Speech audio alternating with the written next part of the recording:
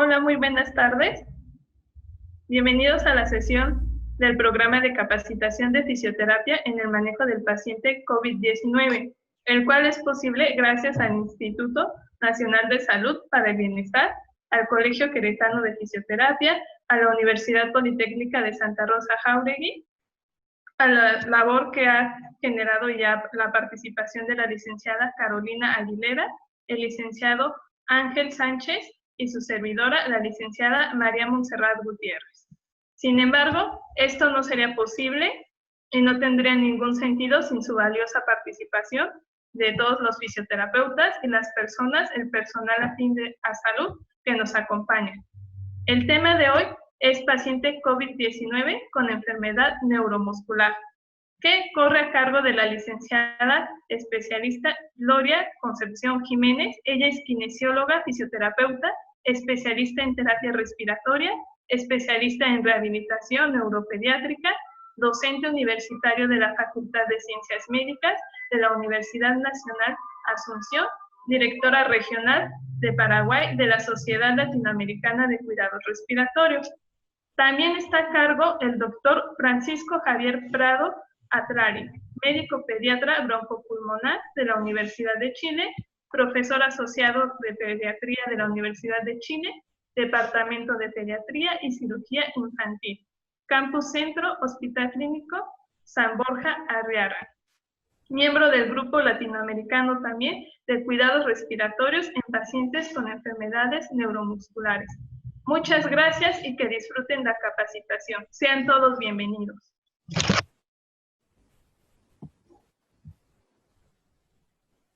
Buenas tardes, ¿cómo están? Voy a ver para compartir la presentación. Muchas gracias a Carolina, a Montserrat por la invitación, a toda la organización. Es un gusto poder compartir con ustedes todo lo que sea tratamiento respiratorio en enfermedades neuromusculares en el marco de esta pandemia que nos afecta a todos, que es del COVID-19. Entonces, ya me presentó María Montserrat. Entonces, vamos a seguir. Muchas gracias a todos. No tengo conflictos de interés. Fui invitada desde la organización y como ya dijo Montserrat, soy docente en la Universidad Nacional de Asunción y también estoy en el grupo Iberoamericano de Cuidados Respiratorios en Enfermedades Neuromusculares, así también como en la Sociedad Latinoamericana de Cuidados Respiratorios. Este es el hospital universitario a donde pertenezco, que la semana pasada cumplimos 126 años. Desde ahí estamos brindando servicios a todos los pacientes. Tenemos también la carrera de kinesiología y fisioterapia, el departamento de rehabilitación cardiorrespiratoria. Esta es el área de kinesiología y fisioterapia. Los conceptos claves para esta presentación, entonces, como dijo Montserrat, la licenciada Montserrat, fisioterapia respiratoria, COVID-19 y las enfermedades neuromusculares. ¿Cuáles serían los objetivos? Conocer el manejo respiratorio de los pacientes con enfermedades neuromusculares, adecuar el manejo respiratorio de los pacientes con dicha enfermedad según las fases y las posibles complicaciones respiratorias producidas por el COVID-19. Entonces, antes que nada, es importante saber que toda fisioterapia a ser aplicada en el paciente con COVID-19 debe ser por un consenso interdisciplinario de salud, la decisión, ¿sí? Y debe ser manejado o por lo menos guiado por expertos en fisioterapia respiratoria. Estos expertos pueden armar luego grupos de fisioterapeutas menos experimentados, pero siempre debe haber algún experto que les pueda guiar, ¿sí?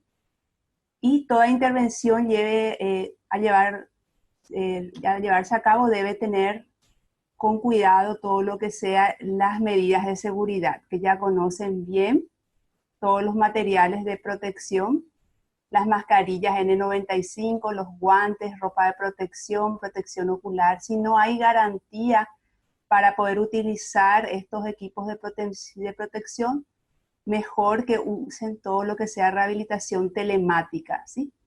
No se arriesguen. Eso es lo que sugieren todas las guías.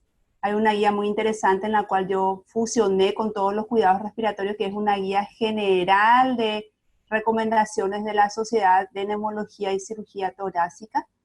Y de acuerdo a estas guías fuimos marcando las pautas específicas para la aplicación en enfermedades neuromusculares. Durante la intervención de fisioterapia, los pacientes deben utilizar mascarilla quirúrgica. Cuando tose el paciente, debe tener una distancia igual o mayor a 2 metros el terapeuta. Y al expectorar, siempre el paciente debe posicionar la cabeza en dirección contraria al profesional y, como saben, usar pañuelos desechables y luego descartarlos en un repositorio, en un contenedor específico. Y es muy importante educar a los pacientes en todo momento sobre las pautas a seguir de protección frente a la exposición. El estetoscopio siempre deben desinfectar antes y después de usarlo. Y durante la sesión de fisioterapia respiratoria se debe evitar que otros terapeutas o familiares entren y salgan del lugar donde están realizando la terapia. Se priorizará estar en el menor tiempo posible dentro de la habitación y trabajar de forma individual. Un terapeuta, un paciente, ¿sí? Como saben, el COVID-19 tiene fases de acuerdo a la línea del tiempo. Estas fases muchas veces son atravesadas con mayor o menor intensidad de acuerdo a las características propias de cada paciente. Y se dividen básicamente en una fase de confinamiento, donde el paciente es diagnosticado COVID positivo, pero aún está en la casa y presenta ciertas y determinadas sintomatologías como fiebre, dolor corporal, puede también tener algunas alteraciones como cefalea, algún cansancio.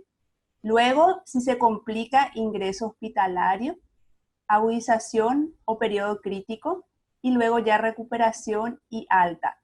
De la fase en la cual yo les voy a hablar de la fisioterapia es en la fase de confinamiento y en la fase en la cual está en el hospital pero se está mejorando, y entonces sería recuperación y alta hospitalaria. El doctor Prado les va a hablar en la fase de agudización o el periodo crítico, que podemos ofrecerle a los neuromusculares a nivel de terapia respiratoria.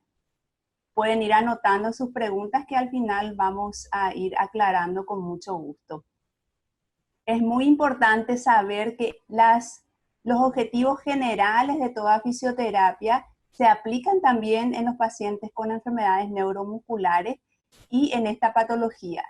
Siempre preservar y mejorar la función respiratoria, mejorar la sintomatología asociada, disnea, fatiga muscular, favorecer el drenaje de secreciones, mejorar la capacidad funcional, prevenir y reducir las complicaciones, mejorar la adaptación de las actividades de la vida diaria y, por supuesto, en el periodo de recuperación, mejorar calidad de vida. En la fase de confinamiento, según las evidencias científicas, no existen aún evidencias que las técnicas específicas en general de fisioterapia respiratoria ayuden al mejoramiento, ¿sí? Esto es tanto en pacientes neuromusculares como pacientes con otras patologías, no solo neuromuscular. Los pacientes sintomáticos leves que pasarán en la cuarentena en el domicilio o en la residencia, lo que van a presentar son síntomas de fiebre o febrícula, alguna fatiga generalizada, mialgia, tos seca. Entonces, no hay evidencias de que una técnica específica de fisioterapia sea efectiva en esta fase, ¿sí? Si el paciente tiene sintomatología leve. Lo que sí hay recomendaciones generales para aplicar con los pacientes, que es evitar largos periodos de inmovilidad. Pueden realizar ejercicios físicos de acuerdo al estado previo que ellos tienen, porque hay muchos pacientes con enfermedades neuromusculares que por la debilidad extrema ya no están pudiendo realizar mucha movilidad activa, están en sillas de ruedas. Entonces, de acuerdo al estado previo que tienen, deben realizar su actividad física y estos ejercicios y cuidados respiratorios prescritos habitualmente deben ser cumplidos. Aquí está el tema. Los pacientes con enfermedades neuromusculares ya tienen unos ejercicios y técnicas respiratorias preestablecidas que ya son parte de su vida diaria. Y esto es lo que nosotros le queremos compartir a ustedes y entonces que los pacientes, si llegan a tener el COVID-19, sigan con sus técnicas específicas de manejo de secreciones, expansión tóraco-pulmonar, etc. Y siempre favorecer una buena hidratación. Entonces, este es un artículo y un documento que presentamos para el Ministerio de Salud Pública y Bienestar Social de Paraguay, que fue dirigido específicamente para el manejo de las atrofias espinales. Estuvo revisado por el doctor Bach, por el doctor Prado y también por especialistas de otras áreas, no solamente respiratoria. Es un protocolo de diagnóstico e intervención terapéutica de la atrofia espinal. Si bien es específico la atrofia espinal, el protocolo va en general para todas las enfermedades neuromusculares. ¿Cuáles son los requerimientos que necesita un paciente con enfermedad neuromuscular para poder manejarse bien a nivel respiratorio? Un oxímetro de pulso y saber que la saturación arterial de oxígeno debe ser igual o mayor a 95% sin soporte de oxígeno. Es muy delicado el tema del oxígeno aquí porque sabemos que a ellos le da mayor debilidad porque estimula el drive respiratorio, recibe información de que tiene suficiente oxígeno, entonces desciende más la frecuencia respiratoria, hay mayor debilidad muscular y eso puede empeorar la hipercapnia que pueden presentar los pacientes, ¿sí? Puede haber mayor atrapamiento aéreo, hipoventilación. Utilizar bolsa de resucitación manual, que es conocido con la marca AMBU. Si es que el flujo pico-tossido, que debe ser conocido cuánto presenta el paciente neuromuscular, debe tener medido el flujo pico-tossido, que después vamos a ver con qué dispositivo, un flujómetro que seguro conocen, o también con un asistente mecánico de la tos, el modelo más moderno, el ET70. Si es que el paciente presenta un flujo pico-tossido menor a 2,70 litros por minuto, necesita asistencia para la tos a través del bolseo manual y también las maniobras manuales, ¿sí? Si es que el flujo pico-tossido es menor a 160 litros por minuto, ya necesita asistencia mecánica de la tos, ¿sí? Y los dispositivos de ventilación no invasiva necesita el paciente neuromuscular si es que su capacidad vital es menor al 40% del predicho. Por eso es bueno que ustedes tengan en conocimiento las evaluaciones previas de estos pacientes. Y si esas evaluaciones previas indican que ya necesita soporte ventilatorio no invasivo, asistencia de la tos, ellos, aunque tengan COVID, necesitan de esos dispositivos. Ahora el tema está, y es bastante peligroso, el tema de la ventilación no invasiva por la contaminación y aerolización. El doctor Prado nos va a explicar cómo ese BiPAP, que tiene un puerto exhalatorio pasivo, podemos adaptar como para que no tenga tanta aerolización y poner filtros determinados en el puerto como para evitar mayores riesgos y amenazar la bioseguridad tanto del terapeuta como de los familiares del paciente, ¿sí? Entonces, ¿cuáles serían los ejercicios habituales que realiza un paciente con enfermedad neuromuscular que ya tiene una capacidad respiratoria disminuida? Respiración glosofaringea, apilamiento de aire y asistencia mecánica de la tos. El paciente neuromuscular debe seguir con estas técnicas, siempre teniendo en cuenta todos los cuidados de bioseguridad, ¿sí? Entonces va a realizar eso, estamos en fase de confinamiento, se le detectó COVID, está en la casa, debe cumplir tiene sintomatología leve como fiebre, algunos dolores musculares, un poco de tos, pero debe cumplir ese confinamiento en la casa, no está todavía grave y debe continuar con sus ejercicios respiratorios indicados previamente, que podrían ser estos 3 o por lo menos 2 de ellos. Eso ya es de acuerdo a la capacidad del paciente, ¿sí? Las técnicas de higiene bronquial en las enfermedades neuromusculares básicamente son 3. Aspiración de secreciones, asistencia mecánica de la tos más compresión manual y el apilamiento de aire a través del bolseo manual, ¿sí? Debe seguir los pacientes con estas técnicas, aunque tenga COVID, repito, pero con ayuda de todo lo que sea la prevención y los cuidados de bioseguridad. Esto sería, también pusimos dentro del protocolo del Ministerio de Salud con ayuda del Dr. Bat y de todo el grupo que hacemos el tema de rehabilitación respiratoria en enfermedades neuromusculares a nivel de Iberoamérica, cuáles serían las pautas de una rehabilitación respiratoria en enfermedades neuromusculares. Se indica air stacking o el apilamiento de aire cuando la capacidad vital es menor al 50% del predicho, o es menor o igual a 2000 ml, eso es en adulto, y cuando el flujo pico tosido es menor a 270 litros por minuto. Ya se introduce la técnica de tos asistida mecánicamente cuando el flujo pico tosido es menor o igual a 160 litros por minuto. Y la saturación arterial de oxígeno debe mantenerse igual o mayor a 95%. Si es que está disminuida la saturación, se debe realizar las técnicas de asistencia de la tos y soporte ventilatoria hasta que mejore. Nada de oxigenoterapia. Siempre el doctor Bach dice que por 3 causas un paciente con enfermedad neuromuscular puede desaturar. Solo 3 causas. Entonces ustedes si ven un paciente con enfermedad neuromuscular, está con una saturación baja menor a 95%, puede ser 1, porque está con secreciones, lo más lógico. Entonces, ¿qué hacemos? Ocultamos y empezamos a trabajar las técnicas para eliminar las secreciones, que son apilamiento de aire con el bolseo manual que vamos a ver, o ya asistente mecánico de la tos, y acompañamos esas técnicas con las aplicaciones de las presiones tóraco-abdominales.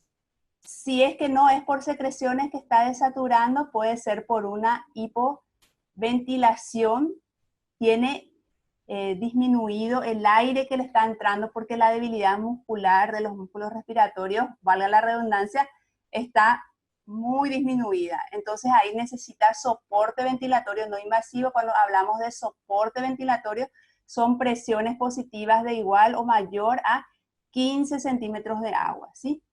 Esa es tercera causa, segunda causa. Y la tercera, la última, puede ser que esté con una alteración ya a nivel del parénquima por alguna infección. Y ahí sería que puede tener una neumonía. En ese caso sí va a necesitar, aparte del soporte ventilatorio, un poco de oxígeno, pero eso ya, y las medicaciones para el tema infeccioso, ¿sí?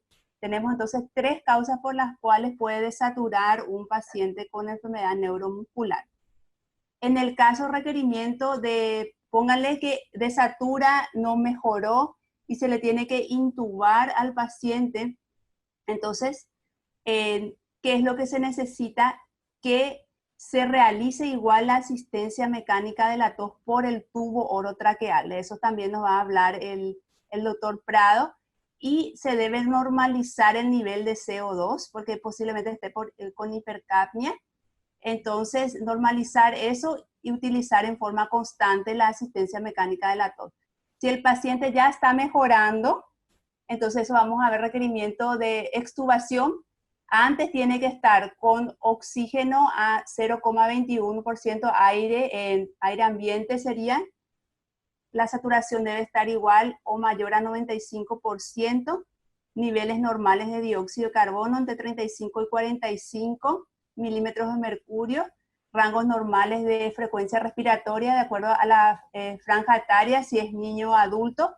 Y enseguida al extubar se le pone soporte ventilatorio no invasivo, ¿sí? Estas son pautas generales que igual son aplicados en los pacientes con COVID, solo que, repito, con mucho cuidado en cuanto a la bioseguridad. Si hay hipoventilación crónica sintomática, se indica ventilación no invasiva o soporte ventilatorio no invasivo nocturno, y esto va a ir progresando a diurno si es que el paciente necesita más soporte ventilatorio. Y lo que se pide acá, eso ya en general, es los pacientes, por ejemplo, de atrofia espinal, con atrofia espinal tipo 1, que son lactantes menores, diagnosticados entre los 4 a 8 meses de vida, necesitan una gastrotomía precoz porque las disfagias pueden producir las alteraciones de la deglución, pueden producir broncoaspiraciones que posteriormente le produzcan neumonía y mayor alteración. Entonces, ¿cómo ayudamos los fisioterapeutas a la tos? Dijimos, fase inspiratoria, soporte con presión positiva, ya sea con bolseo manual o con un asistente mecánico de la tos. Y también con la técnica de respiración glosofaringea también se puede, ¿sí?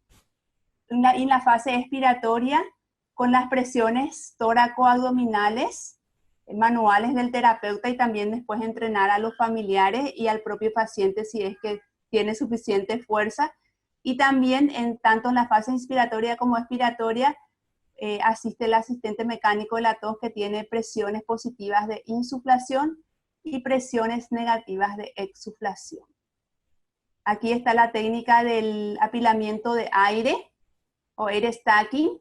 Es para niños mayores de 4 a 5 años y para adultos, ¿sí? Vendrían a ser de 8 a 10 hiperinsuflaciones con el ambú de seguido. Vendría a ser, ya tengo el ambú, entonces sería, damos de seguido, podemos empezar con 8 y llegando hasta 10 hiperinsuflaciones, y posterior a eso, el paciente tose y el terapeuta da una compresión tóraco-abdominal en expiración, ¿sí? Tenemos videos, yo no sé si hay tiempo, les muestro después los videos de pacientes haciendo la técnica, porque para eso tendría que salir y compartir. Yo creo que después vamos a mostrar los videos, va a estar mejor. Y la compresión manual, que ustedes saben como terapeuta, una mano en el tórax, otro en el abdomen, y en el ciclo expiratorio hacer una compresión bajando las costillas superiores y elevando el diafragma, como en forma de coma invertida, ¿sí? Estos son los videos explicativos del apilamiento de aire que hicimos con pacientes y con colegas del hospital, también para poder explicarle mejor a nuestros pacientes.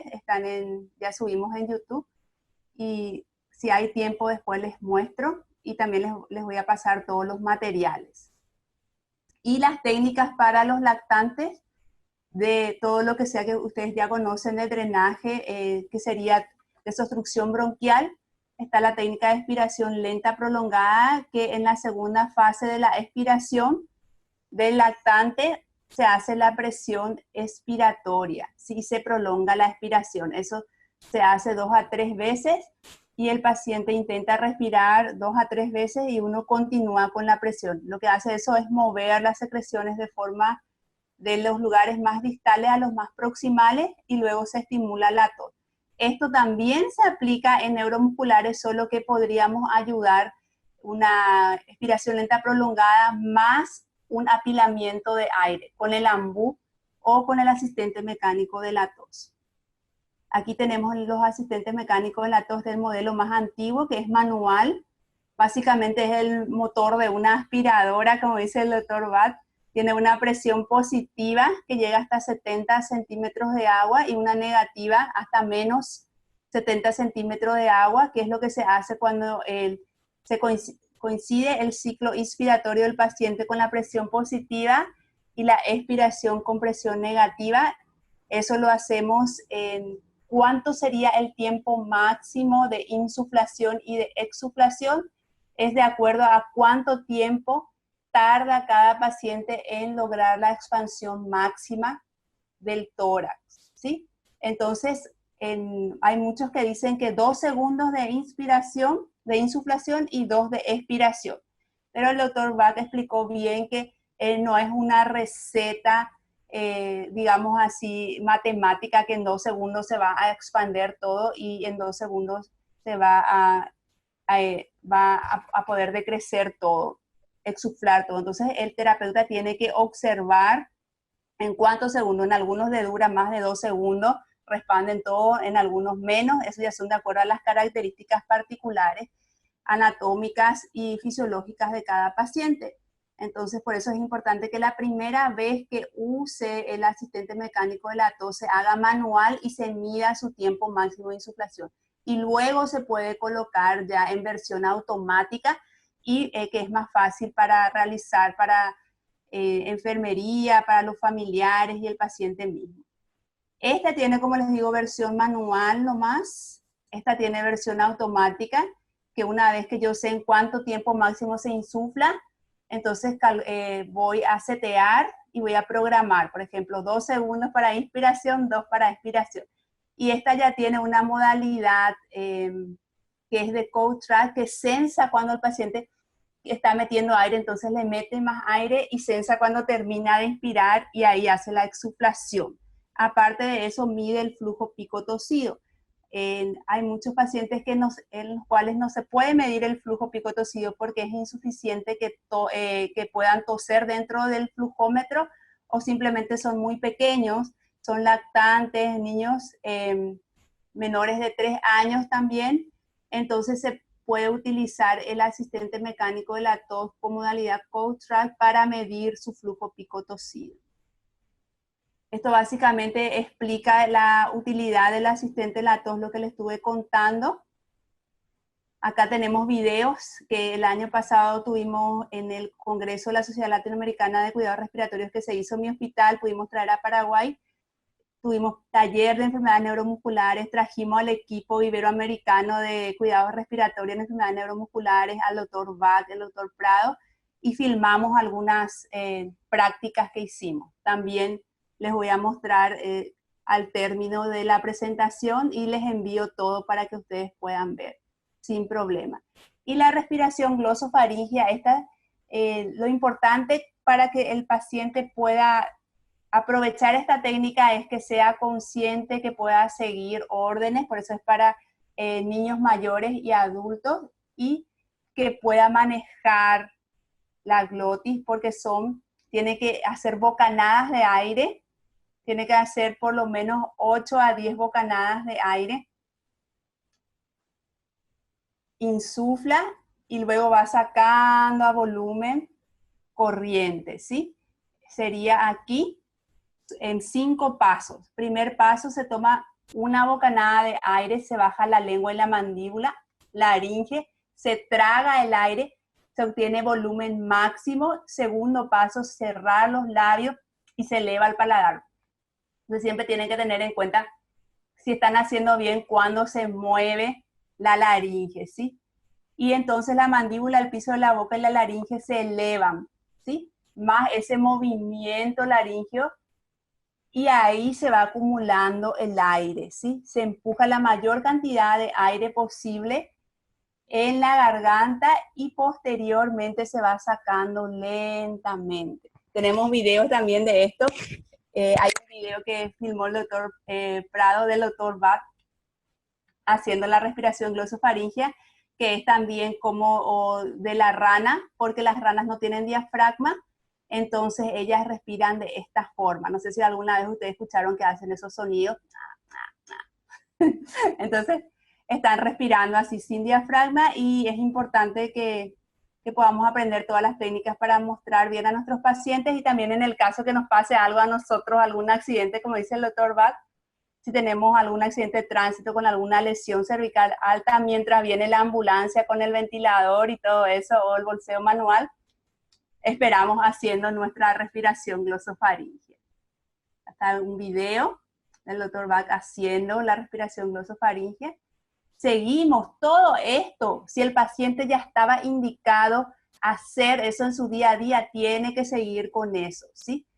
Tiene que realizar sus ejercicios, la habitación siempre limpia, medidas de higiene, el personal, si es que tiene algún personal sanitario, algún fisioterapeuta que le visita, máxima protección, insisto, siempre mascarilla N95, guante, protector ocular, ¿sí?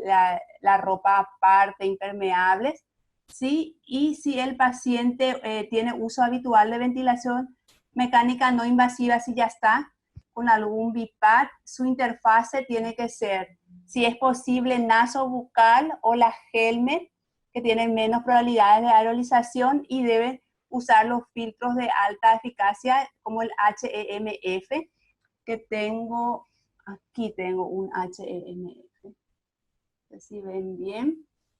Entonces, usar, como le dije, mascarillas faciales completas sería lo adecuado, pero si es que no pueden, por lo menos la nasobucal, ¿sí? Cambiar de la nasal solo a la nasobucal.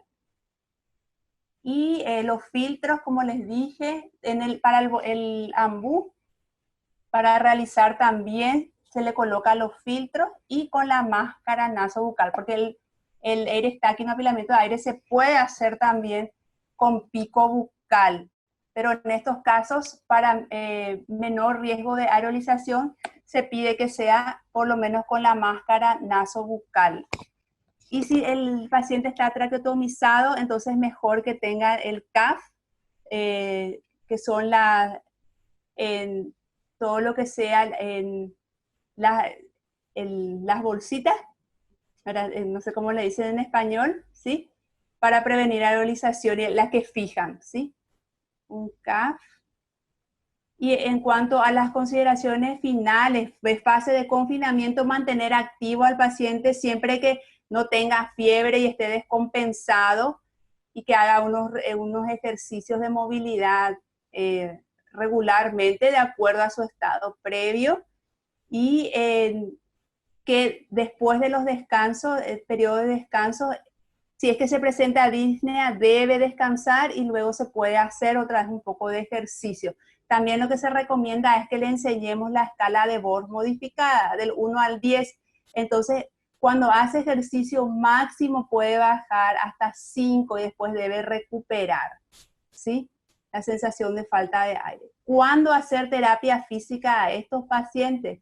Cuando la saturación sea igual o mayor a 95%, cuando no tenga una elevación mayor del 30% de su frecuencia cardíaca basal y respiratoria. Si como fisioterapeuta me toca, aparte de la parte respiratoria, hacerle un poco de terapia física, debo tener en cuenta que al inicio, tomar todos los parámetros al inicio y durante los ejercicios cuidar que esto no, que se mantenga la saturación igual o mayor a 95%, que no se eleve la frecuencia cardíaca ni respiratoria mayor al 30%. Si tengo un capnógrafo, medir que se mantengan rangos de 35 a 45 centímetros de agua el CO2 expirado. Esto es muy caro, entonces ya con la saturación ya voy a poder guiarme, no hay problema de esto. Y mantener siempre, antes de los ejercicios físicos, vías aéreas permeables, hacer todas las técnicas de higiene que dijimos anteriormente,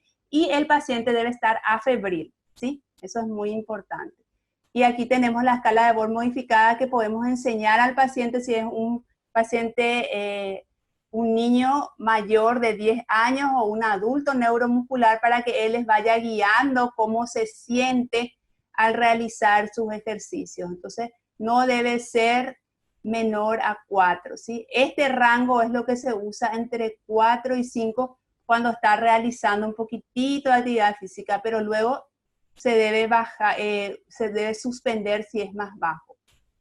Hasta ahí, y acá pongo la foto del doctor Prado porque va a continuar. Yo hablé de confinamiento, estaba todavía en su casa, pero ¿qué pasó? Se descompensó el paciente neuromuscular, tuvo fiebre, disnea, no fue suficiente el soporte que le dimos en la casa y va a urgencias. Entonces el doctor Prado nos va a contar cómo sería el manejo en urgencias.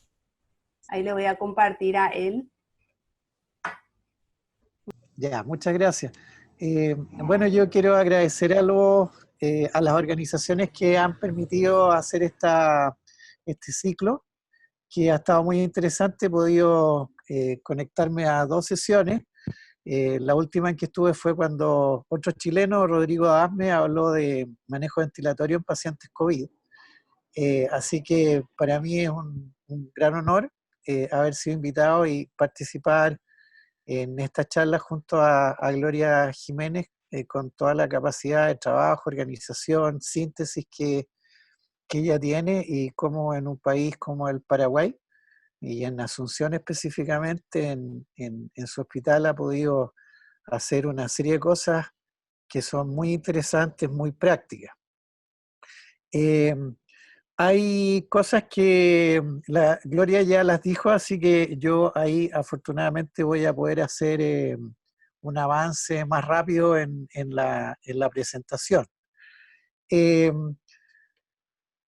Como decía Gloria, ¿qué es lo que pasa con un paciente con enfermedad neuromuscular si es que en esta época pandémica COVID hace una agudización, y esta agudización significa un quiebre de su basal y ya no puede ser manejado en su casa, y por lo tanto tiene que ser movilizado, ¿cierto?, a la guardia y posteriormente ver la pertinencia de la hospitalización?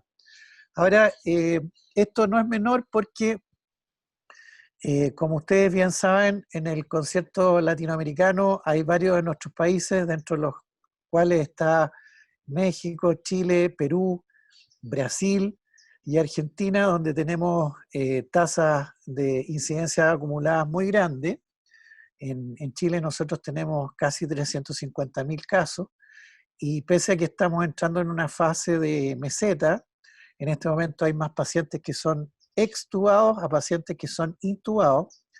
La tasa de ocupación, sin embargo, de las unidades de cuidado intensivo a nivel del país siguen con un porcentaje alrededor del 85%. Por lo tanto, en todos los países latinoamericanos tenemos muy estresados los sistemas sanitarios, y por lo tanto, ¿cierto? Un paciente con una característica distintiva, que es que no tiene un pulmón enfermo, sino que tiene un pulmón, entre comillas, pequeño, porque tiene una insuficiencia ventilatoria por una incapacidad de sus músculos de mantener capacidades y volúmenes apropiados, ¿cierto? Si este paciente se descompensa, si es un problema cuando no hay época pandémica, porque se desconoce mucho el manejo específico que mencionó Gloria, cuando hay una pandemia, incluso puede entenderse que pudiera ser un paciente que sufriera sesgos en cuanto a ser soportado como debe serlo, y por lo tanto eventualmente fuera excluido de terapia. Y eso es lo que no queremos, y que vamos a tratar de dar aquí algunos conceptos básicos. Lo primero que quiero decirles es que esto no es difícil. El manejo de estos pacientes significa que tiene que haber una organización de un equipo, donde los donde las licenciadas de enfermería, y fundamentalmente donde el paciente y sus familiares directos necesariamente tienen que saber qué es lo que hay que hacer, que son acciones como ha ido mostrando Gloria y como voy a mostrar yo, que son sencillas, con costos de retorno que son bastante favorables. Esta es una diapositiva de una presentación que hicimos para una fundación que hay en Chile, que comparte con otras fundaciones latinoamericanas y en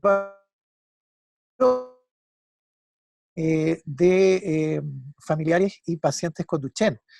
Acá está el link para una conferencia que se hizo, porque buena parte de lo que vamos a conversar hoy día también se expuso ahí, por si eventualmente ustedes quisieran profundizar.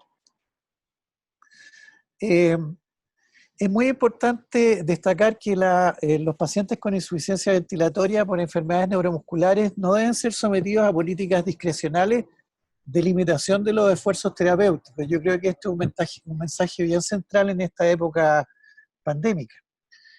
Y lo mismo es importante decir que los pacientes con enfermedades neuromusculares tienen riesgo elevado para desarrollar infecciones severas por SARS-CoV-2, al tener dos características muy fundamentales: la insuficiencia de la bomba ventilatoria por un compromiso de los músculos ventilatorios, y, como decía Gloria, tos débil que debe ser asistida.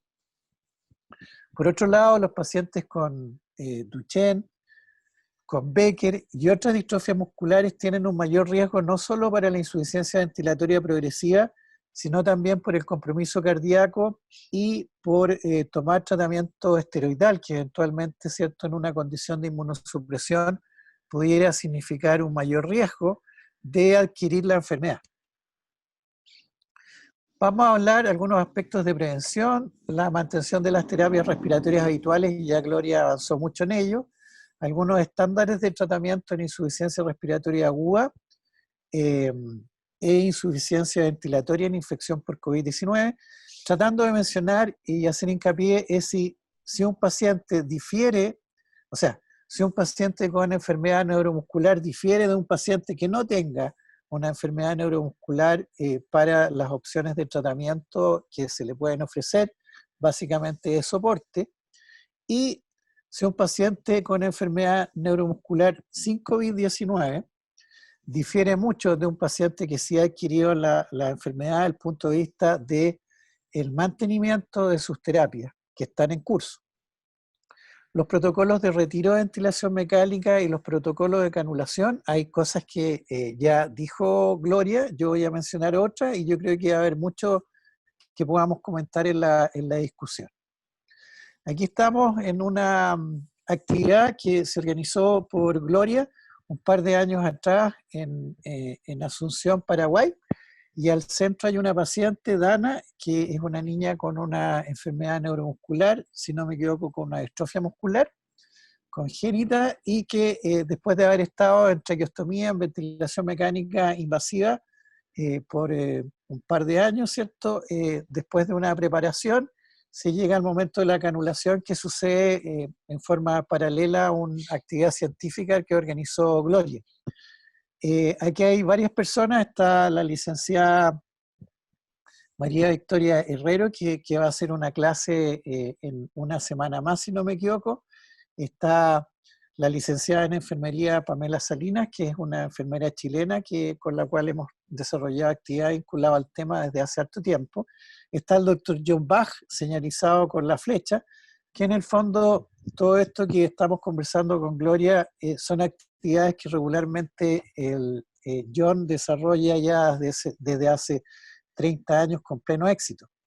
Hemos ido armando un grupo latinoamericano y iberoamericano de cuidados respiratorios, y por supuesto que los amigos de México están invitados a trabajar con nosotros.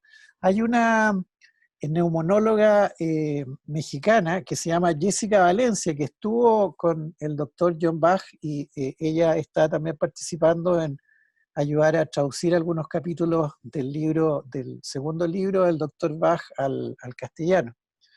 Y en la Teletón de Guadalajara, hace ya varios años atrás, tuvimos suerte de estar junto con el doctor John Bach y otros latinoamericanos en una actividad muy interesante que desarrolló la doctora Domínguez, que he tenido oportunidad estos últimos días de contactarme con ella a través de correo electrónico. En la Teletón Guadalajara, que hacía, y pienso yo que debe seguir haciendo, manejos especializados a estos pacientes.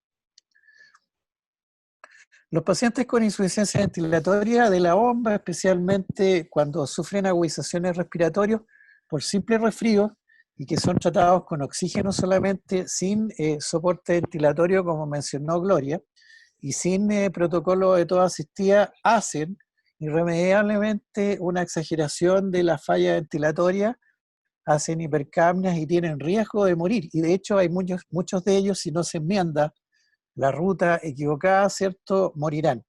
Ahora, lejos, el COVID-19 ha resultado más que un catarro fuerte, y por lo tanto esta premisa en este ambiente pandémico y para este tipo de pacientes es súper importante reforzarlo insistentemente.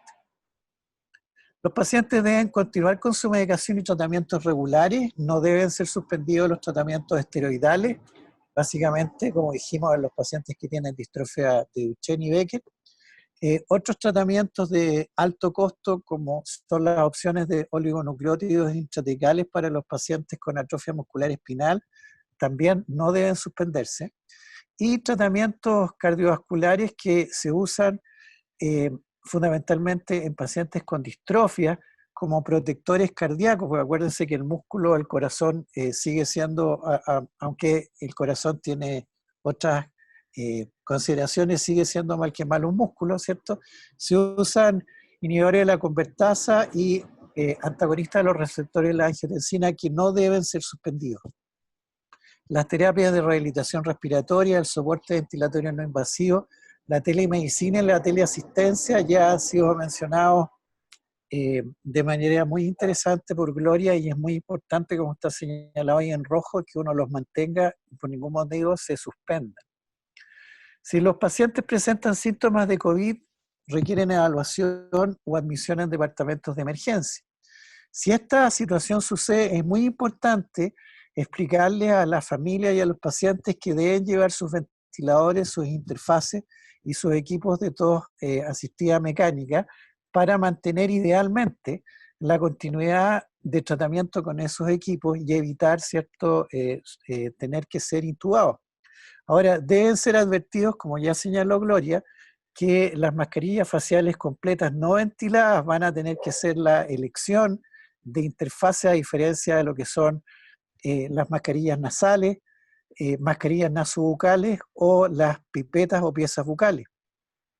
Y si el paciente desafortunadamente no está siendo manejado con soporte ventilatorio no invasivo y está con traqueostomía, es muy importante que las cánulas de traqueostomía, ¿cierto?, si no son, no tienen balón o CAF, ¿cierto?, sean pasadas a una que sí la tenga, para prevenir la aerosolización e infección del personal sanitario y también las infecciones intrahospitalarias de otros pacientes. Como les decía, es muy importante continuar con los protocolos de tos asistida con feedback de saturometría que mostró Gloria, y como ella muy bien dijo, es muy importante que los profesionales de la salud que asisten a estos pacientes usen todas las recomendaciones de los elementos de protección personal que son necesarios. Los cuidadores y familiares deben insistir a los equipos de salud que el uso de oxigenoterapia sin soporte ventilatorio exagera la hipercapnia, como ya vimos, y es causal de mortalidad.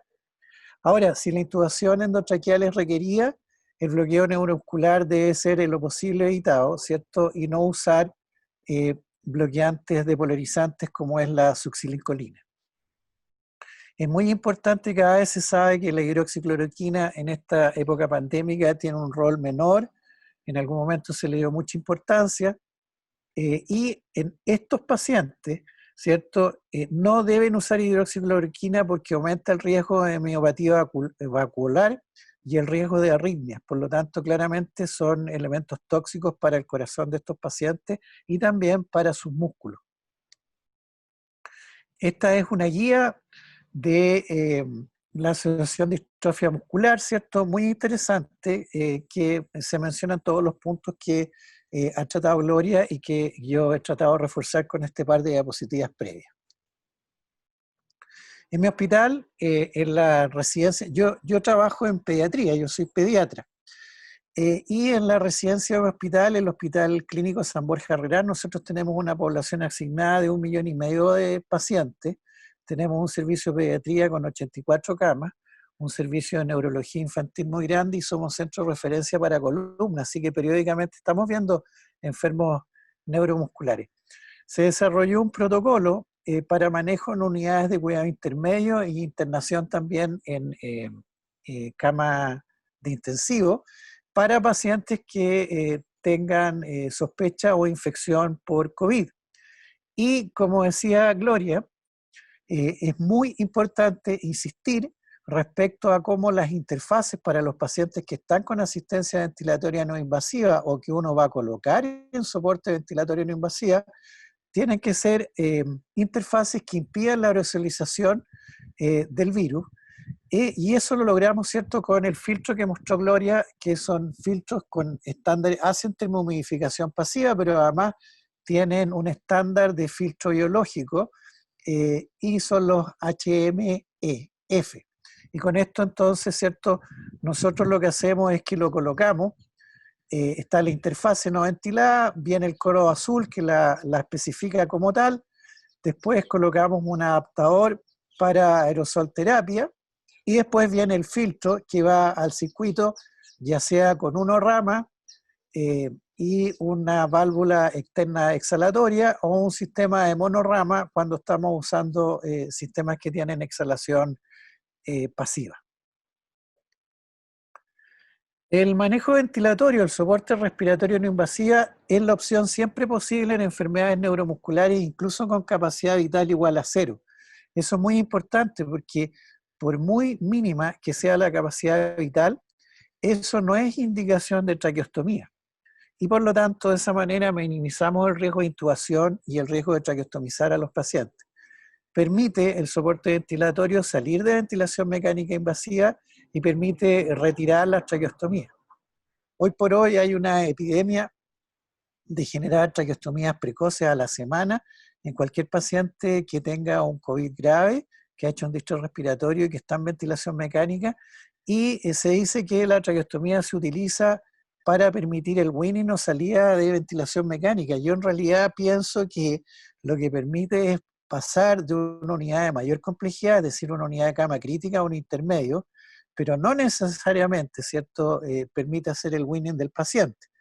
Así que si ustedes tienen pacientes sin COVID, con COVID, sin enfermedad neuromuscular, pero que han hecho una situación de ventilación larga por más de 10 días, han estado con corticoides y otros factores de riesgo para miopatía del paciente crítico, claramente los protocolos que se usan para los pacientes neuromusculares y la asistencia de toda asistida mecánica, en el momento que estos pacientes ya claramente no eliminan virus, son fundamentales a mi entender para tratar de hacer una mejor performance en el retiro de la traqueostomía de los pacientes, incluso sin COVID, o sea, con COVID, sin enfermedad neuromuscular. Nuevamente, como mencionó Gloria, el fallo respiratorio es el responsable del 75% de las muertes en los pacientes neuromusculares y por lo tanto es por ese motivo que tenemos que dar gran importancia a los cuidados respiratorios.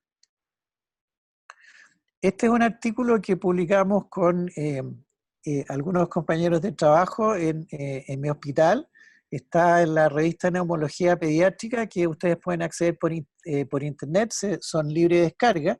Estos artículos, de todas maneras, al igual que otros que hemos publicado con los amigos de nuestro grupo latinoamericano de cuidados respiratorios, ¿cierto?, están disponibles para la organización y ustedes los pueden solicitar.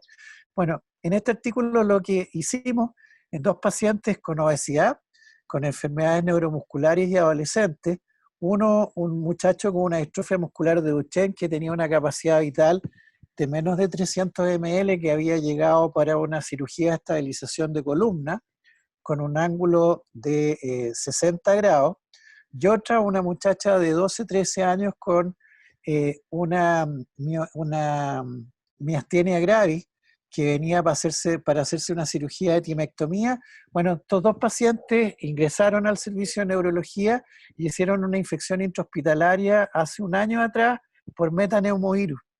Y en ese momento hicieron una insuficiencia ventilatoria muy aguda, con gran compromiso de la bomba respiratoria, 0 capacidad oxígena y con un compromiso agudo de los músculos deglutorios.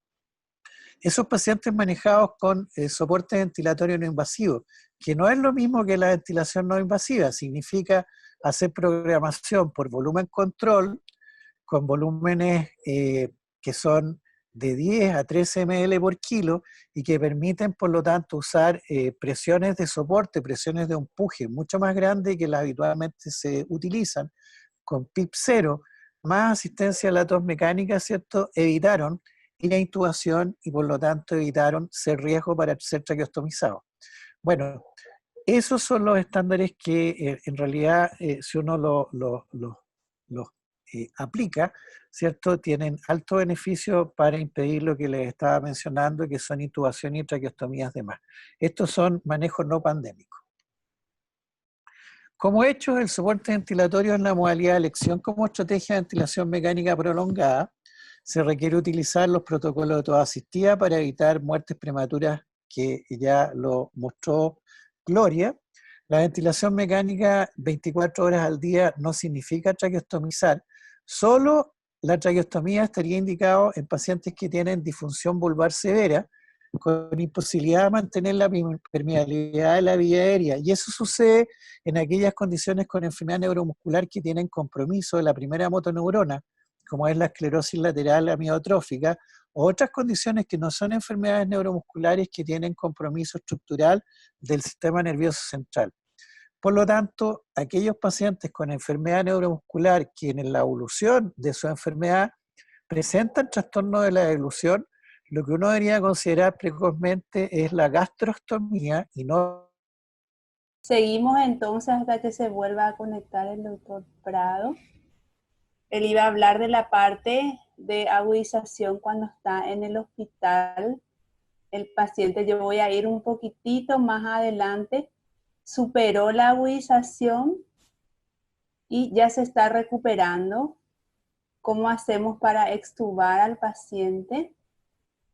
Entonces, vamos a ver las pautas a partir de aquí. Según las guías generales para pacientes con COVID, dicen que la fisioterapia respiratoria es recomendada en determinadas situaciones. Y dentro de estas determinadas situaciones estaría el tema de los pacientes con enfermedades neuromusculares, porque sabemos que ellos tienen la insuficiencia ventilatoria, ¿sí? Entonces se aplica el protocolo general de cómo extubar a los pacientes neuromusculares. Ya sea con COVID y sin COVID se utiliza el mismo protocolo. ¿Cuál sería? Mantener una saturación arterial de oxígeno igual o mayor al 95% con un oxígeno a 0,21, es decir, en aire ambiente. Hay que bajar todo lo que se puede el oxígeno, el soporte de oxígeno. Niveles normales de dióxido de carbono, tienen que tener una gasometría normal, que eso también es en pacientes en general, rangos normales de frecuencia respiratoria de acuerdo a la edad, y una vez estubado, tiene que ir a soporte ventilatorio inmediato, y ahí sí vamos a tener en cuenta que las interfaces sean por lo menos nasobucal, porque creo que no hay el helmet en México. Aquí en Paraguay hay, pero no mucho también, y son costosos. Y tener todo en cuenta el tema de los filtros que explicó el doctor Prado. Y es muy importante entrenar a los familiares y cuidadores, porque una vez que se estuba, hay que mantener esa saturación de oxígeno igual a 95% o mayor, y entonces se debe hacer en forma seriada el asistente mecánico de la tos. Con que dijimos que el tiempo de insuflación y exuflación va a depender en cuánto tiempo máximo se expande el tórax del paciente y los pulmones. Y la presión, mínimo 40 centímetros de agua, máximo 70. ¿Y cuál? Voy a saber cuál es la mejor presión aplicada para insuflación y exuflación. La presión en la cual el paciente pueda alcanzar el mejor flujo pico tosido, que eso se puede medir con el ET70, el asistente de la tos que tiene la modalidad CodeTrack, ¿sí? Esto sería en general, entonces, tiene que estar clínicamente estable, afebril, todo el tema de gasometría, como dijimos, la saturación, si desatura, ser asistencia mecánica de la tos, buen soporte ventilatorio posterior, el paciente debe ser colaborador, ¿sí? No anormalidades en la radiografía, y ver el tema de que haya vocalización presente cuando se desinsufla el balón, ¿sí? Que sería el CAF, el que no me salió hace rato decirles en castellano. Entonces, ¿cuáles serían las pautas? Esto también nosotros adaptamos exclusivo, hicimos esta guía con el Ministerio de Salud el año pasado, y la parte respiratoria colaboró el doctor Bat y el doctor Prado, ¿verdad? Que tienen muchos años de estudio en el área. Entonces, como dijimos, para poder extubar a los pacientes en el caso de atrofias espinales, que serían para, si es de tipo 1 para lactantes, y esto se aplica también en pacientes, en adultos neuromusculares en general, la saturación igual o mayor a 95% sin soporte de oxígeno, niveles normales de dióxido de carbono, frecuencia respiratoria normal, enseguida se aplica el soporte ventilatorio no invasivo. Cuando hablamos de soporte ventilatorio no invasivo, ahí ya leí una de las preguntas que dijeron con qué parámetros de presión ventilamos a un neuromuscular. El parámetro de presión mínimo para que logre un soporte ventilatorio es igual o mayor a 15 centímetros de agua, ¿sí? Y entrenamiento de los familiares con las técnicas de asistencia de la tos. Yo tuve experiencia de que tanto en Estados Unidos, cuando acompañé al doctor Bach en varias extubaciones de pacientes neuromusculares, lo fundamental es que el familiar del paciente esté entrenado, así como también como hicimos en Paraguay, porque requieren mucho asistente de la tos posterior a las extubaciones y muchas veces el personal de salud no da abasto, a no ser que se contrate uno exclusivo para el paciente. Entonces, ¿cuáles serían los procedimientos? Se retira la sonda de alimentación nasogástrica, se coloca ya la interfase, en el caso si es post-COVID oronasal, ¿verdad? Inmediatamente a la extubación, y el ventilador no invasivo se puede hacer en una modalidad asistida controlada, si es adulto, una frecuencia respiratoria de 10 a 12 y su presión inspiratoria ya pide entre 18 y 20 centímetros de agua, o si le vamos a ventilar a volumen, tiene que alcanzar un volumen de entre 700 y 1500 ml, ¿sí? Y los cuidadores y la familia deben estar familiarizados con las técnicas de tos asistida, ¿sí? Porque cada vez que disminuye la saturación hay que aplicar el asistente de la tos. De esa manera, entonces, esta combinación de soporte completo de ventilación no invasiva, que ahí incluso hablamos de 18 a 20 centímetros de agua, más la ayuda mecánica de la tos, el paciente va a poder ser extubado a pesar de que sea catalogado inextubable. Si es que lo queremos extubar de una forma convencional, sí va a ser no extubable, pero de forma específica con protocolos sí se los puede extubar. Estoy prendiendo mi batería de la computadora. Espero que continuemos. Entonces, una vez que se extubó el paciente y ya se está recuperando, la fase de recuperación y alta, según las guías generales para pacientes con SARS-CoV-19, son pacientes recuperados con un proceso respiratorio secundario. Se puede dividir los que tuvieron un proceso respiratorio secundario al COVID-19 leve o moderado, y los que tuvieron un proceso respiratorio un poco más complejo. Entonces, para los pacientes leves o moderados, el objetivo a corto plazo sería restaurar gradualmente la condición física y psicológica del paciente, ¿sí? Y ahí hacemos las técnicas de higiene bronquial e iniciamos también la fisioterapia de movilidad, que incluso ya en la fase de hospitalización, de acuerdo a los parámetros hemodinámicos estables del paciente, ya se debe iniciar en forma progresiva. De eso nos va a hablar la kinesióloga Victoria en la próxima charla. Y los pacientes que se recuperaron de un proceso más crítico, entonces todo lo que sea en los objetivos de la fisioterapia respiratoria se va a basar en educación del paciente, un ejercicio aeróbico según el estado funcional previo. Como les digo, si estaba en silla de ruedas, no vamos a poder hacer muchos ejercicios que ya anteriormente no podía hacer en forma activa. Técnicas de drenaje y secreciones y las técnicas de ventilación y expansión pulmonar que ya hablamos, ¿verdad? Asistente mecánico de la tos, apilamiento de aire, si puede respiración glosofaringea.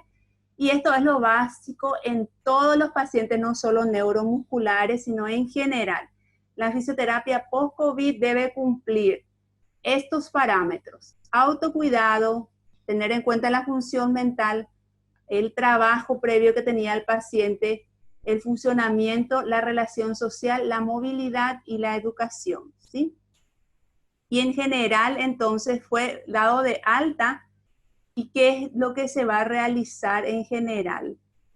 Antes se tiene que hacer una valoración de cómo va a salir de alta el paciente, un plan de educación para la salud, todos los cuidados que tiene que tener en cuenta otra vez, programa de ejercicios terapéuticos y la fisioterapia respiratoria que lo va a necesitar el paciente neuromuscular por la debilidad muscular, ¿sí? Lo ideal es que antes de salir de alta, todos los profesionales médicos que los estuvieron atendiendo en el hospital den un informe teniendo en cuenta estas pautas, ¿sí? Porque así el fisioterapeuta que le va a atender cuando está en la casa ya va a tener en cuenta todo esto y va a poder hacer un plan adecuado a eso, ¿sí? Y según el documento de la Sociedad Respiratoria Europea, ellos lo que piden que antes del alta hospitalaria, como les dije, se pongan las necesidades más inmediatas del paciente, se tenga en cuenta seguridad, movilidad, control de síntomas, disnea, fatiga, dolor, si necesita, qué equipamientos de soporte necesita, adecuación de la nutrición, un apoyo psicológico social, esto interdisciplinario, multidisciplinario, y qué necesidades necesita a corto y largo plazo para mejorar su función física, emocional y volver a las actividades de la vida diaria. Si es que hay inconvenientes para hacerle una valoración inicial presencial, se puede hacer telemáticamente, por lo menos para identificar las necesidades más inmediatas y ver cómo fue su estado de salud previo a la enfermedad, al COVID-19, ¿sí?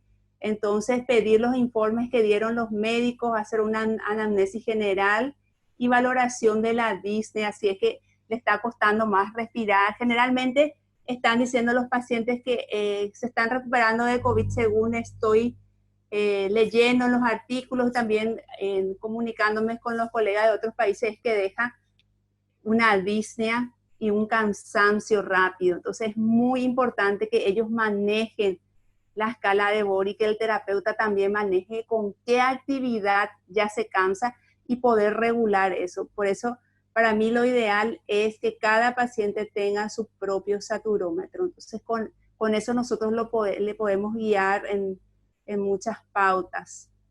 La saturación, que dijimos, era igual o mayor a 95 cuando ya se está recuperando, ¿verdad? Y frecuencia respiratoria si es adulto menor a 100. Y tener en cuenta que no varía un mayor del 30% cuando realiza las actividades. Nosotros estamos realizando desde el Hospital de Clínica un telemonitoreo en enfermedades neuromusculares ya para los pacientes, que ya tenemos más de 45 pacientes con enfermedades neuromusculares y no están con COVID, por suerte están en la casa cuidados, pero igual estamos haciendo interconsultas para saber si están cumpliendo con sus técnicas de higiene bronquial, con las técnicas de bioseguridad, los familiares se están cuidando y los pacientes están cumpliendo todas las pautas y siguen con sus ejercicios indicados. También después les puedo compartir las fichas que tenemos para telemonitoreo, si les va a servir. Y en general la fisioterapia respiratoria, entonces en la fase ya de recuperación, es optimizar el patrón respiratorio previo al paciente, disminuir esa sensación de disnea, aumentar los volúmenes pulmonares, ¿verdad? Mejorar movilidad de caja torácica y favorecer el drenaje de las secreciones. Y siempre es importante seguir con las medidas de bioseguridad. Si ustedes van a ver a su paciente en la casa, entonces que el paciente use mascarilla quirúrgica y el terapeuta sí la N95 máxima protección, realizar correcto lavado de manos antes y después de la terapia, desinfección de todas las superficies, que esté bien ventilado el lugar donde van a hacer la fisioterapia y todo lo que sea los materiales donde expectora en un contenedor aparte. Eso ya teníamos en cuenta previamente. En conclusión, la fisioterapia respiratoria, tanto como la fisioterapia motora, es esencial en los pacientes con enfermedad neuromuscular y requieren, como vimos, técnicas específicas. Y eso está determinado de acuerdo a la evaluación de este paciente, que es también específica. Saber flujo pico tosido, saber capacidad vital, saber CO2 expirado, etcétera, ¿verdad? Y ante la situación mundial vivida en el marco de esta pandemia de COVID-19, es imprescindible aplicar las técnicas generales de tratamiento y bioseguridad, como dijo el doctor Prado, no porque son neuromusculares se les va a negar hospitalización a estos pacientes si tienen COVID-19. Ellos tienen derecho a ser hospitalizados y ser tratados con las pautas generales, pero aparte hay que darle técnicas específicas, ¿sí? Y necesidades a la fisiopatología que presentan, ¿verdad? Que sería la patología de base. las normas de prevención de contagio y cuidados de bioseguridad son aún más estrictas en estas poblaciones vulnerables, ¿sí? Porque tienen mayor comorbilidad, o sea que más fácilmente ellos pueden morir si es que no se les cuida bien, por eso es mucho más estricto todo el tema de bioseguridad y los cuidados especiales, y es esencial extremar los cuidados de bioseguridad tanto en ellos como en los cuidadores. Este es nuestro grupo, es Grupo Iberoamericano de Cuidados Respiratorios en Enfermedades Neuromusculares. Esto es la primera vez, creo que fue en el 2017 cuando vino el doctor Bach a Paraguay y vino todo el equipo, el doctor Prado, la licenciada Pamela de Chile también y la kinesióloga María Victoria de Argentina. Nosotros fuimos formados con el doctor Bach y seguimos sus pautas, digamos, con sus estudios de más de 30 años de estudios en población de pacientes neuromusculares. Y acá tenemos todas las informaciones, hay canal este es el canal, ustedes ponen esta página web y van a encontrar en todos los idiomas todo lo que le dijimos en cuanto a cuidados de enfermedades neuromusculares. Y aparte de eso, en castellano, yo tengo un canal de YouTube, también estoy trabajando con la Asociación de Fisioterapeutas de Paraguay, donde subo los videos educativos y todo eso, y ahí estamos. Muchas gracias, espero que el doctor Prado pueda conectarse, y ya vi varias preguntas.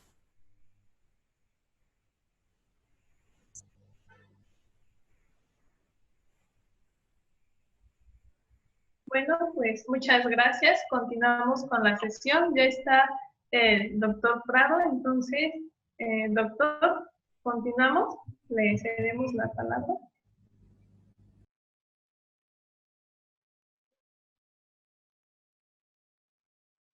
Hola, volví. Tuve problemas, me hackeó Trump, pero ya ha vuelto. Escuché tu presentación, Gloria, y yo creo que está casi todo dicho. Entonces, me voy a adelantar un poco y voy a hablar algunas palabras respecto a las interfaces, que ha habido algunas preguntas y aspectos de los equipamientos. Esta foto que está aquí es de hace muchos años atrás, 2004, 2005, en Chile, que fue cuando se partió en mi país con programas nacionales para soporte ventilatorio en domicilio de niños y posteriormente de adultos. Aquí estábamos en un hospital de Bajada, que era un hospital para pacientes con necesidades especiales y que tenían requerimientos tecnológicos para vivir. Y aquí hay un niño pequeño, él es un infante de 1 año y fracción que tiene una distrofia muscular congénita. Este paciente se había había tenido un debut muy temprano, dentro de los primeros meses de la vida.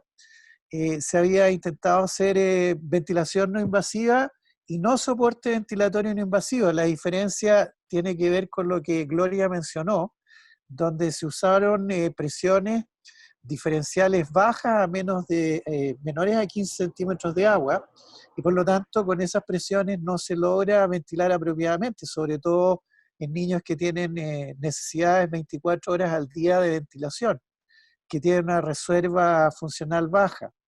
Este paciente estuvo tratado por mucho tiempo con un generador de flujo, que son los equipos que conocemos fundamentalmente para medicina de sueño, que después se han introducido por costo, ¿cierto?, para hacer ventilación invasiva, sobre todo en pacientes que tienen, por ejemplo, enfermedad pulmonar obstructiva crónica y que con overlap con hipoventilación y algunas otras situaciones. Bueno, este niño entonces estaba con presiones bajas, como les decía, con una mascarilla nasal, con un IPAP de 12, con un EPAP de 4. Acuérdense que los generadores de flujo, como es una turbina que se acelera, para mantener un flujo que impida que haya recirculación de CO2, pueden dar un EPAP mínimo de 4 centímetros de agua. Uno no les puede dejar EPAP 0. Y por lo tanto, si el paciente estaba con 12 IPAP y 4 EPAP, el diferencial era de solo 8 centímetros. Bueno, este niño ya estaba con una traqueostomía y fue uno de los primeros pacientes pequeños que utilizamos este ventilador de Philips, que es la línea de Philips Respironics, el Trilogy. Está el Trilogy 100 y después el 200, y ahora hay una actualización de un equipo que incluso permite en volumen control dar volúmenes corrientes de 50 ml, entonces permite funcionar con pacientes menos de 10 kilos. Y lo que habíamos hecho es que le pusimos este circuito monorama en una modalidad de BiPAP, ¿cierto? A la traqueostomía con un portal exhalatorio, que en el fondo era una perforación sobre un adaptador de 22 milímetros. Y por lo tanto el paciente exhalaba a través de este adaptador, o sea, una exhalación pasiva. Bueno, en definitiva, esa corrección de un circuito para ventilación mecánica invasiva a través de traqueostomía es lo que hacen las mascarillas, ¿cierto? Que son las mascarillas ventiladas en este caso. Aquí hay una mascarilla para un lactante pequeño, esto es una mascarilla también de Philips, que tiene perforaciones en el codo y que permiten por ahí hacer la exhalación. Entonces, estos pacientes, si uno los maneja en presión control, pero como estos equipos no permiten dar EPAP de 4, si uno aumenta, ¿cierto?, el IPAP a un valor que permita que el diferencial, como excelentemente dijo Gloria, no sea menos de 15 centímetros, ya está haciendo soporte ventilatorio no invasivo dentro de un estándar cuando no se puede hacer la ventilación por volumen control. ¿Ya? Básicamente en nuestros países por tema de costo y porque usamos mucho los generadores de flujo. Bueno, entonces el soporte ventilatorio no invasivo, que es lo que nos convoca, ¿cierto? Hay una serie de interfaces que se pueden usar en niños pequeños, porque acuérdense que las enfermedades neuromusculares pueden ir desde la atrofia muscular espinal o otras condiciones que son enfermedades neuromusculares tipo 1, que debutan antes de los 12 meses, ¿cierto? Y que los pacientes no logran sentarse y que por lo tanto tienen un plató de su capacidad vital que se produce dentro del primer año de la vida. Y de ahí para adelante, en todo el grupo de edades, hasta llegar a las enfermedades neuromusculares que debutan en el paciente adulto, como son entre las más agresivas, ¿cierto?, la esclerosis lateral amiotrófica. Aquí hay una mascarilla muy pequeña que se puede usar, ¿cierto?, para pacientes que están con soporte ventilatorio y que tienen menos de 5 kilos de peso. Esta es una foto de un paciente con una atrofia muscular espinal que debuta, ¿cierto?, antes de los 6 meses. A los 3 meses él tenía un trastorno de la deglución bien importante y tenía claramente respiración paradojal. Es decir, esta es una etapa muy agresiva, atrofia muscular espinal tipo 1, que es la 1A, que está presente en el 15% de los pacientes. Este paciente se colocó con lo que teníamos, que era un BiPAP con binivel, con parámetros, un EPAP de 4, no podíamos hacer otra cosa, no es posible bajar más, como le mencioné, pero un IPAP de 18, 20, 22. Y con eso el paciente dejó de hacer respiración paradojal, estabilizó su saturametría durante la noche, se hizo una gastrostomía. Esta diapositiva es del año en que partió los oligonucleótidos intraetecales antes de su aprobación por la FDA y empezaron a ser utilizados en distintos trials que se hacían en países. Y este niño viajó de Chile a Madrid, España. En Madrid, España, se retiró el soporte ventilatorio para que el paciente tuviera criterios de inclusión, que era pacientes menores de 7 meses que no tuvieran soporte ventilatorio. Este paciente hizo una influenza y fallece en Madrid antes de poder entrar a un protocolo. ¿Eh?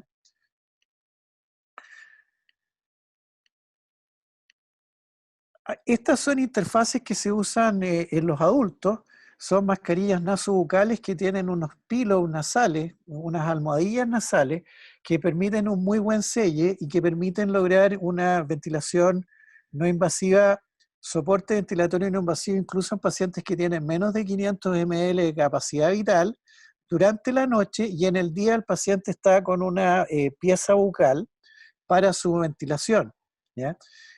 Por lo tanto, esto permite ventilar, ¿cierto?, a pacientes con Duchenne o otras enfermedades una vez que ellos han hecho la estabilización del plató de capacidad vital, han ido a silla de ruedas, generalmente por arriba de los 12 años, e inicialmente a los 13 años ya tienen un pico de flujo de tos tosido menor de 300 litros por minuto, y hay que partir con los protocolos de tos asistida que mencionó Gloria. Y a los 18, entre los 18 y los 22 años, estos pacientes ya tienen capacidad vital menos de 500 ml y requieren inicialmente soporte ventilatorio no invasivo en la noche y posteriormente ventilación no invasiva 24 horas al día.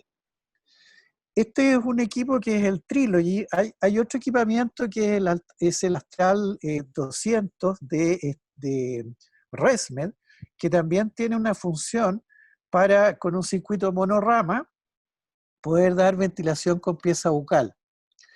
¿En quiénes? Pacientes sin compromiso neurocognitivo, pacientes que pese a tener compromiso vulvar de los músculos inervados vulvares, ¿cierto? Y por lo tanto pueden tener trastorno de la elusión, sean capaces de realizar cierre glótico y maniobras de apilamiento de aire, ¿cierto? Que lo mencionó y lo mostró Gloria. Y capaces de realizar respiración glosofaríngea.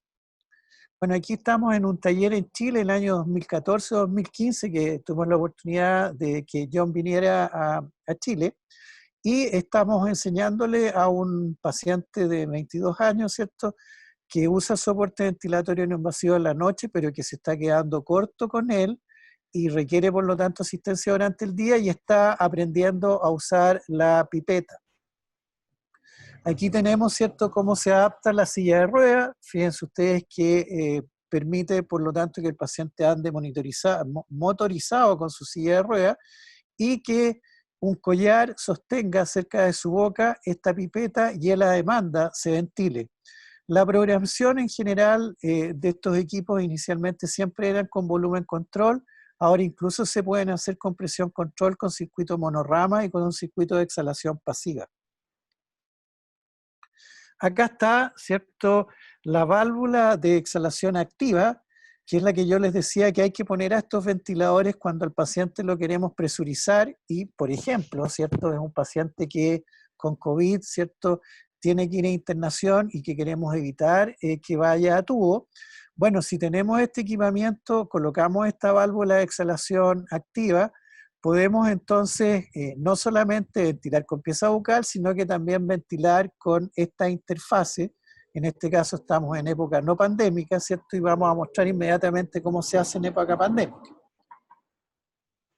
Lo bueno es que estos equipos pueden dar soporte ventilatorio por volumen control en todas las modalidades, y por lo tanto al hacer una programación por volumen control estamos evidentemente teniendo certeza que estamos dando una ventilación eficiente según el requerimiento que el paciente tenga. Acá está la misma foto, y aquí entonces está cómo se ha hecho la adaptación para época pandémica, y ustedes ven que podemos tener distintas interfaces: un tubo endotraqueal, una cánula de traqueostomía o una mascarilla para soporte ventilatorio no invasiva. Lo único que recuerden que tiene que ser con coa azul para que no sea ventilada, no tenga ninguna ventilación en la misma mascarilla, y por lo tanto la exhalación se haga a través del portal exhalatorio. Es fundamental que haya este filtro HMEF, ¿cierto?, hacia la interfase, ya sea tubo, traqueostomía o mascarilla, y opcional un filtro que esté entre el circuito y el equipo. Este filtro es absolutamente prescindible. El que no es el filtro que va hacia adelante, hacia el extremo proximal al enfermo. Por lo tanto, este es el filtro, ¿cierto?, que debe existir siempre. Esta es otra adaptación de válvula exhalatoria, que también lo tienen estos equipos, que incluye un sensor de flujo proximal, que tiene, como ustedes ven acá, una línea de presión y de flujo, y por lo tanto, entonces, el volumen corriente ya no es una estimación, sino que es una medición que se realiza en la parte más cercana al enfermo, y por lo tanto es una medición bastante precisa. Y nuevamente la adaptación puede ser a cualquiera de las interfaces que se muestran acá. Aquí hay una foto más cercana a cómo es el sensor de flujo proximal con su línea de presión y con su línea de flujo. Los pacientes con enfermedad estas son preguntas que le hicimos al doctor John Bach precisamente cuando estábamos en la preparatoria de hacer esta actividad con ustedes, y que entonces con Gloria y con la licenciada María Victoria Herrera le comentamos a John cómo estaba sucediendo en New Jersey, en su centro, ¿cierto? El tema de los pacientes con COVID y enfermedades neuromusculares. Entonces le hicimos 3 preguntas. La primera pregunta: ¿los pacientes con enfermedades neuromusculares que son hospitalizados son manejados en forma diferente que aquellos que no tienen enfermedad neuromuscular? La segunda, especialmente si requieren ser intubados, ¿qué pasa con la primera parte de la pregunta? Y lo tercero, si en aquellos que fueron intubados, ¿cómo se realiza la decanulación? Si se siguen con ellos los mismos protocolos de decanulación para el manejo particular de estos pacientes con enfermedades neuromusculares. Entonces, estas son las respuestas que nos dio John. Aquí hay algo bien interesante. Los pacientes en BiPAP, por lo tanto, los pacientes que están en generador de flujo con el concepto no de soporte, sino que de ventilación no invasiva, generalmente son pacientes que al llegar a admisión, cuando están hipóxicos, se intuban porque el virus se aerosoliza desde los portales de las interfaces y nadie quiere exponerse hacia riesgo, evidentemente. Sin embargo, en aquellos pacientes que usan circuitos activos, ¿cierto?, con las interfaces no ventiladas, lo que hace John y lo que se recomienda, que es lo que mencionaba Gloria, es cambiar las mascarillas nasales a interfaces oronasales para que no haya la aerosolización, colocando entonces, previo a la válvula exhalatoria o en la parte que va hacia la interfase, el filtro HMF que mostró Gloria y que mostré yo también. Estos pacientes no deberían necesitar intubarse a menos que desarrollen los distrés respiratorios típicos, es decir, con pulmones muy rígidos, para que la interfaz, situaciones en las cuales la interfaz se hace insuficiente para lo necesariamente hermético que tiene que estar el circuito para lograr presurizaciones altas, porque estos tórax, ¿cierto?, ya per se son rígidos, y si a eso uno le asocia una curva de distensibilidad de un distrés respiratorio típico muy alterado, bueno, el paciente se va a intubar. Por lo tanto, si el paciente tiene solamente insuficiencia ventilatoria y hipoxemia, pero en la etapa inicial que se contaba en la clase previa, ¿cierto?, donde la distensibilidad todavía no está tan alterada, probablemente el paciente sí va a lograr ser perfectamente ventilado con circuitos activos y interfaces no ventiladas, que son como las que mostramos. Y esto es bien importante. Es posible que estos pacientes necesiten 30 centímetros de agua de presión inspiratoria pico con PIP de 10. Por lo tanto, esto se puede lograr, ¿cierto?, generalmente con la circuitería que les mostramos, siempre y cuando el estándar de ventilación previa haya sido la de soporte ventilatorio no invasivo y no de asistencia ventilatoria no invasivo con generadores de flujo.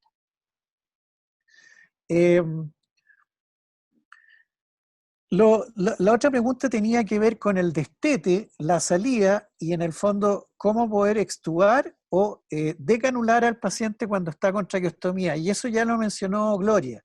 Paciente estable, que tenga una saturación apropiada, con un requerimiento mínimo de oxígeno, sin compromiso hemodinámico, sin compromiso infeccioso, ojalá con cierta resolución, lo más que se pueda en las imágenes, ya sea en la radiografía de tórax o en la tomografía computarizada, que estén sin antibióticos afebriles, ¿cierto?, y con un recuento de glóbulos blancos normales. Esa es como la condición basal.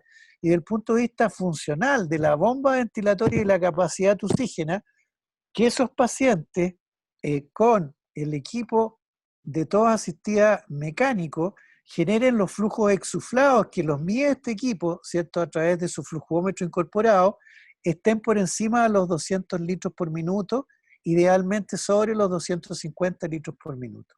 ¿Ya?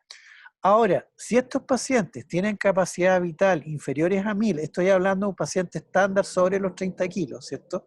Si el paciente tiene una capacidad vital a 1000, eso claramente está muy por debajo del 30% del predicho y está muy por debajo de los 10 ml por kilo, y por lo tanto esos pacientes van a tener que ser pasado de ventilación invasiva a soporte ventilatorio no invasivo con toda asistida, ¿ya? Y el otro aspecto que señala John, que es muy importante, que nosotros generamos en general presiones en espejo de más 50, más 60, menos 50, menos 60 centímetros de agua para generar una columna equivalente de exuflación que movilice las secreciones. En estos pacientes que tienen pulmones muy frágiles por la agresión que provocó el coronavirus, lo que propone John es usar presiones bajas de no más de 20, 30 centímetros de agua durante la insuflación e ir viendo cuál es la respuesta que el paciente va teniendo. Bueno, eso es lo que quería complementar. En realidad, la Gloria lo dijo todo. Me gustó mucho tu presentación, querida amiga.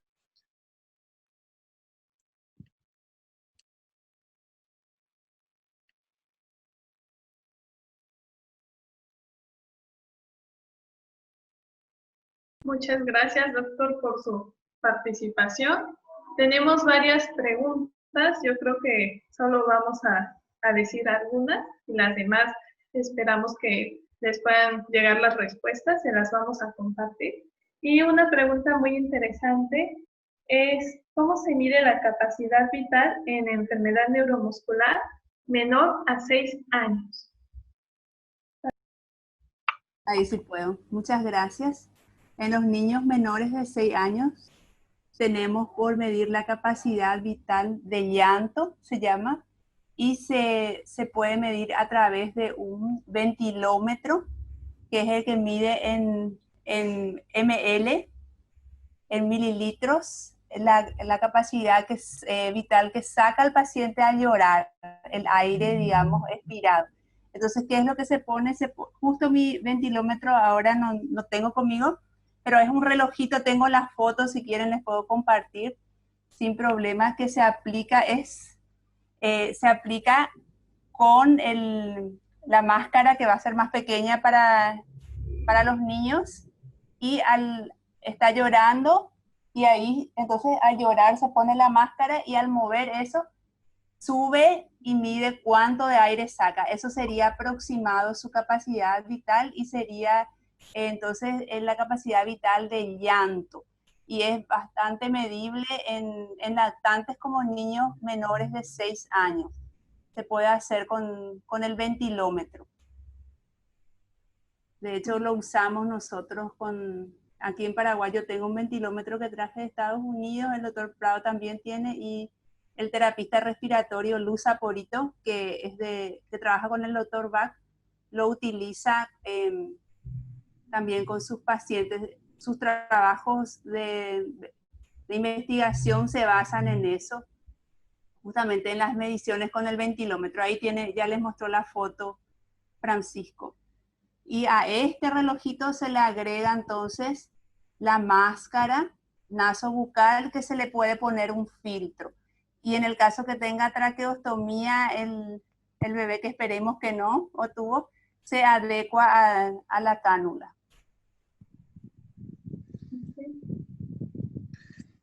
Es muy importante lo que dice Gloria, y es muy buena la pregunta, porque da la sensación que el enfermo neuromuscular, para poder ser tratado, requiere mucha tecnología desde el punto de vista de cómo diagnosticarse. Y en realidad el paciente lo que necesita, o lo que necesita el terapeuta, es un maletín, un ventilómetro, como explicaba Gloria, que incorpore un equipo para medir el pico flujo tosido, que es el mismo que se usa para medir el flujo expiratorio máxico en los asmáticos, ¿cierto? Un saturómetro, y con eso, digamos, estamos en la gran mayoría de los pacientes.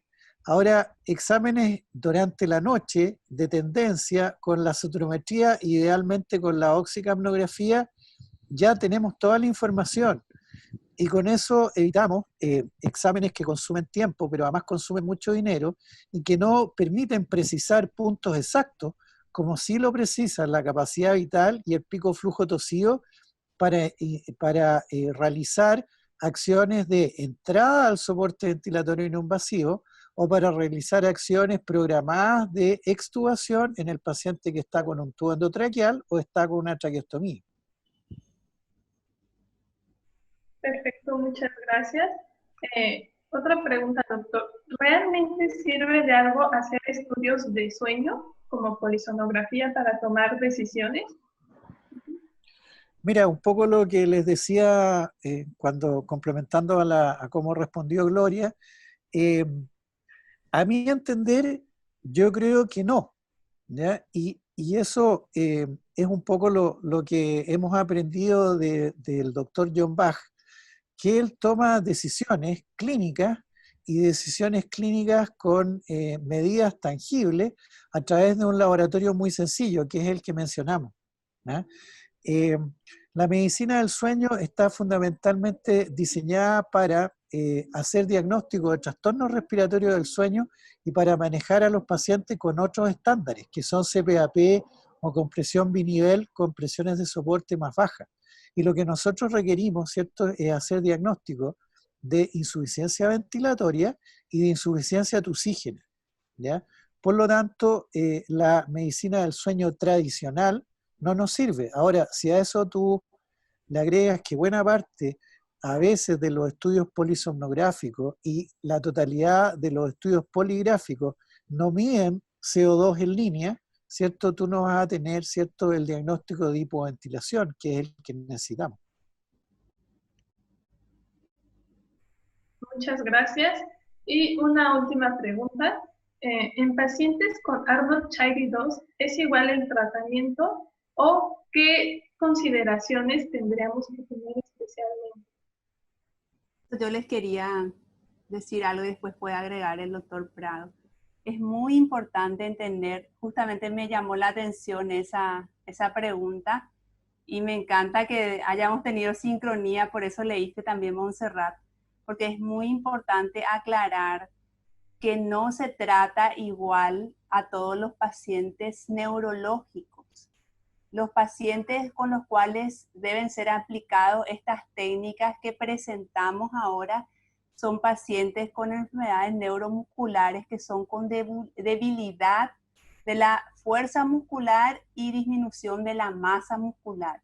Entonces, por alguna alteración congénita, genética o diversa patología, pero la clave en enfermedades neuromusculares y para usar estas técnicas de soporte ventilatorio y asistencia de la tos es debilidad de la musculatura, ¿sí?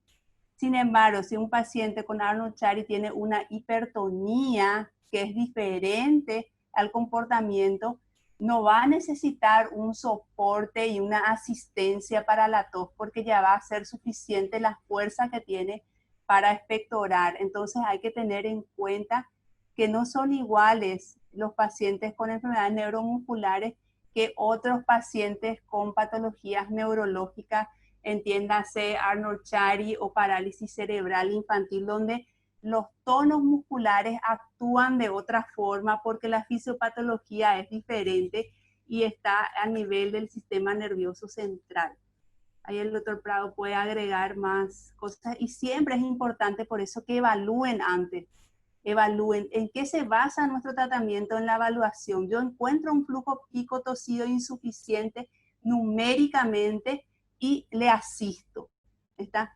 Encuentro un tono muscular debilitado y le asisto. Entonces, más allá de que sea una receta de cocina, esto se basa de que el fisioterapeuta debe ser un excelente semiólogo y evaluador, captador de síntomas y signos, y de ahí traduce los objetivos de su tratamiento y las técnicas indicadas. Por eso es muy importante y estoy tan feliz de poder tratar con tantos colegas fisioterapeutas porque para poder seguir dando lo mejor de nuestra profesión y emanciparnos como profesionales de la rehabilitación respiratoria, que nosotros evaluamos, damos el diagnóstico funcional y planteamos el tratamiento de acuerdo a eso. Es importante que tengamos una formación sólida, tanto en fisiopatología como en semiología. Muchas gracias. Doctor Francisco.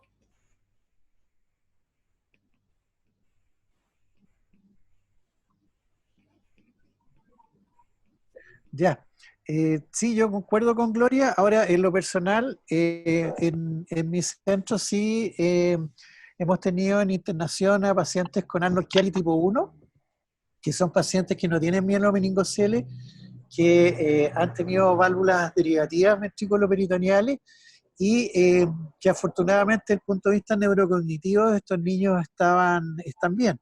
Pero que esos pacientes, recuerdo a lo menos 2 o 3, tenían una mezcla de una alteración respiratoria al dormir, trastorno respiratorio del sueño con hipoventilación central, pero también con algunos eventos obstructivos durante la noche por una faringomalacia, o sea, por una debilidad de los músculos de la garganta.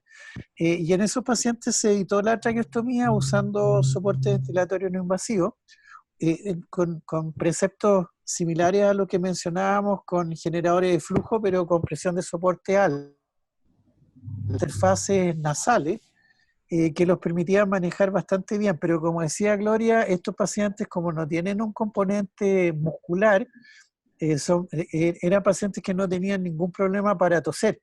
Entonces era más fácil el manejo porque era solamente, digamos, hacer soporte durante la noche de la ventilación y no tener que preocuparse de manejar cierta insuficiencia ventilatoria más insuficiencia de oxígeno. Otros pacientes que hemos tenido, y ahí hay un grupo grande de pacientes, son pacientes con Chiari tipo 2 que tienen mielomeningocele.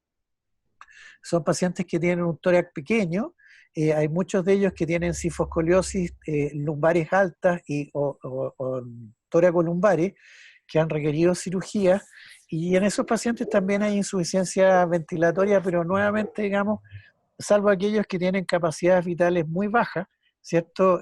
Tienen suficiente columna de aire para hacer una expiración que permita toser en forma no asistida.